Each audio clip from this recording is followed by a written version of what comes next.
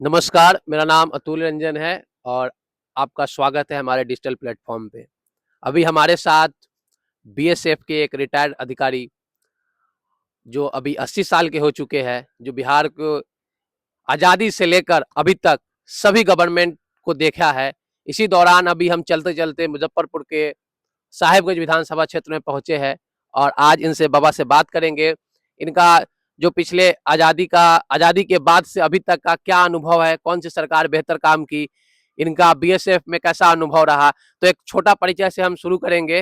दादाजी आप अपना एक बार छोटा परिचय दे दीजिए।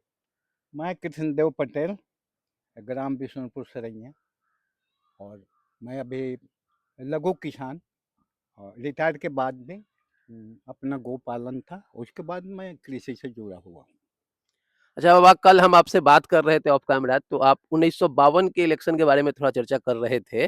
1952 में जो फर्स्ट इलेक्शन हुआ था भारत में, थोड़ा जी, उसके बारे में बताइए। 1952 में पहला चुनाव हुआ। जी।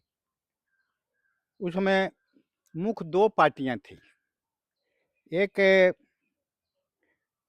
कांग्रेस, दूसरा पीएसपी, प्रजा सोशलिस्ट पार्टी। कांग्रेस पार्टी का चुनाव चिन्ह था जोड़ा बैल और प्रजा सोशलिस्ट पार्टी का चुनाव चिन्ह था बरगद का पेड़। और तब सब लोगों के लिए, मतलब जो कॉमन पीपल है उनके लिए ये चुनाव केवल मतलब सुनते थे कि देश आज़ाद हो गया और अपनी सरकार बन गई। तो जो थोड़ा संपन्न और जो पार्टी से जुड़े लोग थे वही लोग वोट गिराने जाते थे। तो उस समय तो इस विधानसभा क्षेत्र से नवल किशोर सिंह और दूसरे से इनके अपोजिशन में शिव शरण बाबू थे। दो ही आदमी चुनाव में खड़े थे। तीसरी पार्टी का नाम थोड़ा मोड़ा आ रहा था, वो सीपीएम। सीपीएम। हाँ, ये सीपीएम पार्टी थी। जी। तो तब का तो यही थोड़ा जी। सा है हमारे तो इसे पास में। हम बिहार को अभी दो कालखंड में अगर बांटे, तो एक 1965 से 1990 का बिहार का कालखंड है और दूसरा 1990 से हम 2025 का, जब लालू यादव का एरा आया, जो चेंज आया। तो 1965 और 1990 की राजनीति जो आपने देखा है, वोट भी गिराया होगा, उस समय की राजनीति में क्या चल रहा था बिहार में, वो थोड़ा बताइएगा बाबा। दरअसल शुरू शुरू में तो धीरे धीरे प्रोग्रेस हुआ, लोग राजनीति की तरफ जानकारी हुई। एजुकेशन भी अपने यहाँ कम था। जब लोग कुछ जागरूक हुए, उनको बताया गया, जो अपने नेता थे, जैसे इनका अपना कर्पूरी ठाकुर जी थे। हाँ, कर्पूरी ठाकुर थे। कर्पूरी ठाकुर जी तो बाद में आए। जी। सबसे पहले लोहिया जी, जी। जेपी जी, इन लोगों का नाम था। यही लोग, इन्हीं लोग के नाम पर यहाँ जो प्रजा सोशलिस्ट पार्टी, जयप्रकाश नारायण और डॉक्टर राम मनोहर लोहिया, इन लोगों से जो अपने समाज में प्रबुद्ध लोग थे, शिक्षित लोग थे, उन लोगों ने इन लोगों के बारे में बताया और इस तरह उस समय का हुआ। बाद वाली बात है, जब आप 1965 की बात करते हैं, 1965 में देश में वो लड़ाई हुई पाकिस्तान के साथ। जी। और शुरू से जब देश का बंटवारा हुआ 47 और उसके बाद 52 और उसके बाद, मतलब काफ़ी 57 और उसके बाद भी अब गरीबी और फटेहाली, बहुत गरीबी थी। और देश तब तक भी वो रिकवरी नहीं कर सका था। जो गांधी जी ने कहा था, ये स्वदेशी अपनाओ, विदेशी हटाओ, उस समय जो कपड़ा उपड़ा जो था लोगों ने कर दिया। तो हमने वो समय देखा है कि मतलब तन ढकने के लिए, पूरा तरह से, मतलब 52 के पहले की बात है, पूरा तन ढकने के लिए लोगों के पास कपड़ा नहीं था। भोजन के लिए कोई बढ़िया अनाज नहीं था, रूखा सूखा ये मकई और जनेरा ये सब लोग खाते थे। और बाद में इसका मतलब बहुत दिन तक इस तरह अभाव रहा। 65 के बाद लड़ाई भी हुई, लेकिन वो प्रशंसनीय है, मतलब अपने ये लाल बहादुर शास्त्री जो प्रधानमंत्री बने, लड़ाई भी लड़े और लोगों को जय जवान जय किसान का नारा दिया। तो मैं तो कहूँगा कि मतलब अगर सबसे पहला जो आदमी जो कुछ देश के लिए किया, पहले का अगर हम बहुत पीछे जाते हैं, गांधी, नेहरू, सरदार पटेल, तब तक मतलब वो थोड़ी दूर की बात है, पहले की बात है। उन्हीं लोगों ने सब कुछ किया, फाउंडेशन एक डाला, लेकिन ये जो मूल रूप से जो हम लोग को चाहिए था, किसानों को चाहिए था, जवानों को, और देश में अपने एग्रीकल्चर, लोग कहते हैं कि 6 लाख गांव का देश है किसान भारत, और इसमें 80% लोग किसान हैं।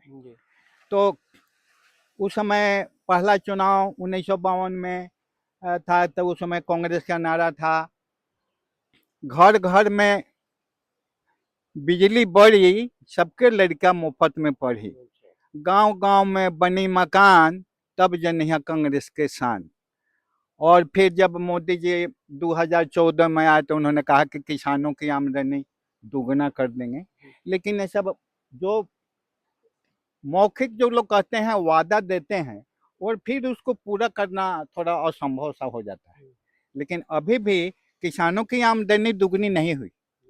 14 साल अभी तीसरा टर्म चल रहा है मोदी जी का, लेकिन ये फुलफिल नहीं कर तो सकते। वो 6,000 सालाना किसान सम्मान निधि की योजना के तहत तो मिलता है अभी किसानों का, उससे कितना लाभ किसानों को पहुंच रहा है?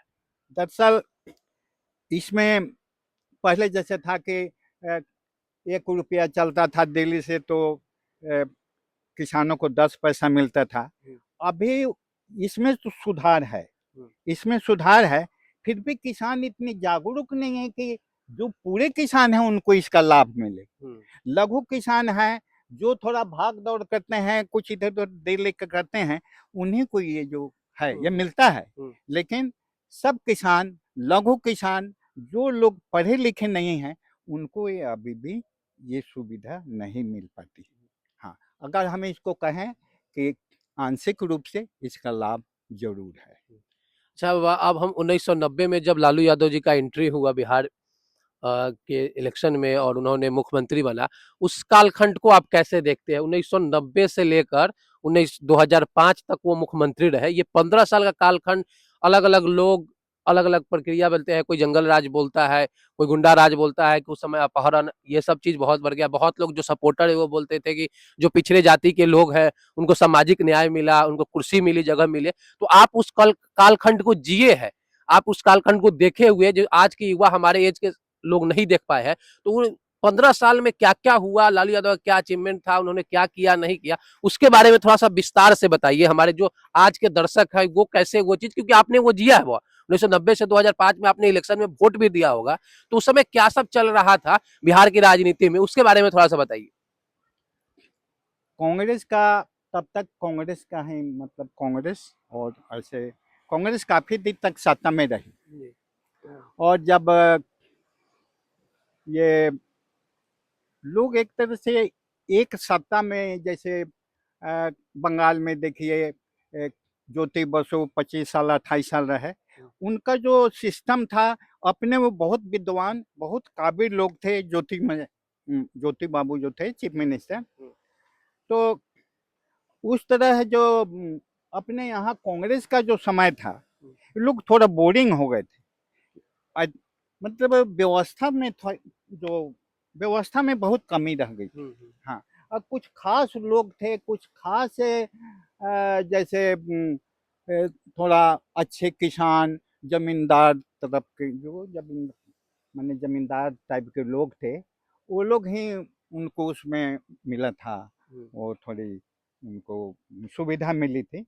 तो इस तरह से लोग चाहते थे एक बदलाव। जब लालू जी आए उस समय बदलाव चाहते थे, और इस तरह लालू आए और उन्होंने ये लोगों को ये कुछ लोग बदलाव चाहते थे, बैकवर्ड फॉरवर्ड फीलिंग भी हुई कुछ, और लोग उनको वोट दिया और जीते। फिर धीरे-धीरे पहले का उनका समय बढ़िया रहा, थोड़ा 5 साल जो होता है फर्स्ट टाइम अच्छा रहा। लेकिन धीरे-धीरे उस पार्टी में भी थोड़ी अराजकता आ गई। लेकिन लोगों को ऐसा लगा कि हमारा कोई आदमी, बैकवर्ड कम्युनिटी को लगा कि ये कोई मेरा आदमी है जो गद्दी उसको मिली है। और इस तरह लालू यादव से लोग मतलब क्लोज हुए। लालू यादव का अपना जो भी था, उनका जो अपना एक्सप्रेशन जो होता है, बोलने का, कुछ लोगों से मिलने का, और थोड़ा हल्का फुल्का जो मजाक लोग करते थे लोगों से, इसलिए लोगों को चाहिए कि मेरा ही ऐसा ही उनको एहसास हुआ कि ये आदमी से हम अपनी बात कर सकते हैं। और इस तरह उनकी पार्टी से लोगों का जुड़ाव हुआ। और बाद में जरूर इसमें थोड़ी आई, जिसमें अव्यवस्था, थोड़ा लूटपाट या अपहरण की भी कुछ घटनाएं जरूर हुई। वो तो जब भी बहुत ज़्यादा पॉपुलेशन होगा, जहाँ क्राउड होगा, जहाँ भीड़ होगी, वहाँ कुछ अशोभनीय दुर्घटना होती है। उसी तरह जो सत्ता में इतना दिन ये रहे तो अव्यवस्था हुई। तो एक बात जरूर है कि जो लोग बहुत दबे कुचले लोग थे, उनको लालू जी ने आवाज दिया। और फिर अभी है वो, अभी जो अभी राजनीति में अभी हैं वो भी सक्रिय हैं। और हम लोग तो ऐसे फौज में रहे हैं, तो राजनीति में कम ही। हम लोग तो 1968 में मैं बीएसएफ में अटैच हुआ था। फिर 71 की लड़ाई हुई, उसमें हम सक्रिय थे। मैं वहाँ भीतर जो मेरी बटालियन रंगपुर में हम 2 महीने भीतर रहे हैं। रंगपुर में 2 महीने रहे हैं। और उसके बाद रिटायर हुए 1999 में, तब से घर पर हूँ। तो 1999 से 2025 से आप घर पे हैं। लगभग 26 साल से आप यहाँ पे बिहार में है। उस 26 कालखंड में, 26 साल में आपने नीतीश कुमार का गवर्नमेंट जरूर देखा होगा। तो वो 26 साल में थोड़ा नीतीश जी के बारे में बताइए, बिहार में क्या हुआ, क्या तक डेवलपमेंट हुआ, सुशासन की बात चली, तो उसके बारे में थोड़ा सा आपने जो देखा, जो वोट गिराया, उसके अनुभव पे थोड़ा बताइए बाबा। जो शुरू का जो नीतीश बाबू का जो 5 साल था, 5 ईयर्स, गोल्डन उसको पीरियड कर सकते हैं। जितने भी लोग जो कुछ अपराधी प्रवृत्ति के लोग थे, तो वो पकड़े गए, जेल गए। और एक बहुत बढ़िया लगा लोगों को कि बढ़िया सरकार प्रतिष्ठित हुई है। काम भी हुआ, अपने वो सक्रिय भी थे। और उसके बाद धीरे धीरे थोड़ा सा हर पार्टी, जिसमें और यह माने ये बात सच है कि उनकी जो 10 साल तक भी बहुत बढ़िया चला। अब धीरे धीरे जो अराजकता सब पार्टियों में आती है, ये घूसखोरी, इधर उधर कुछ लेना देना, ऑफिस और जो वहाँ के अधिकारी हैं, ऑफिस में काम करने वाला, उनसे मैं बिल्कुल संतुष्ट नहीं। और बिना लिए दिए आपका बहुत सारा समय वहाँ बर्बाद होगा। अब छोटा काम के लिए जाते हैं, किसानों को खाद है, बीज है, बहुत तरह की चीजें हैं। ये मतलब अपने तरफ से जो किसान भाग दौड़ ना करे, किसान जो जागरूक नहीं है, किसान जो गरीब है, लघु किसान, ये न तब सुखी थे न अब सुखी। लघु किसान इनको कहीं आता है, पैसे भी आ गए, अनाज भी आ गया। जो ये 5 किलो या पर हेड मिलता है, इसमें थोड़ा ठीक है, ये प्रत्येक लोगों को मिल रहा है। राशन उशन का जहाँ तक है, इसमें पारदर्शिता है। और मैं समझता हूँ कि इससे जो भी लोग हैं, पब्लिक जिनको मिल रहा है, सब संतुष्ट हैं। अच्छा बाबा, एक जो अभी बिहार के चुनाव में सबसे बड़ा जो मुद्दा उठ के आ रहा है, वो पलायन की 10 से 12 हजार रुपया रोजी रोजगार के लिए लोग बिहार से छोड़कर बाहर जाके दिल्ली, मुंबई, कोलकाता जाके बेरोजगारी कर रहे हैं और 10 से 12 हजार रुपया ही कमा रहे हैं, 5 से 6 हजार रुपये भेज रहे हैं। जब आप उस समय फौज में थे तो बिहार के लोग आपको फौज में वहां पे मिलते थे वह, और आज की जो पलायन हो रहा है बेरोजगारी के लिए, आपका इस पर क्या प्रतिक्रिया है?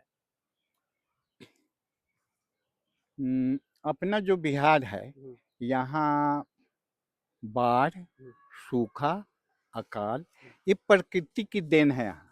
यहाँ पलायन जो है, जैसे मैं इधर गया मुंगेर साइड, ये सब, और जब बिहार और झारखंड का बंटवारा नहीं हुआ था उस समय इधर हजारीबाग, ये सब मैं बिहार में थोड़ा भ्रमण किया है।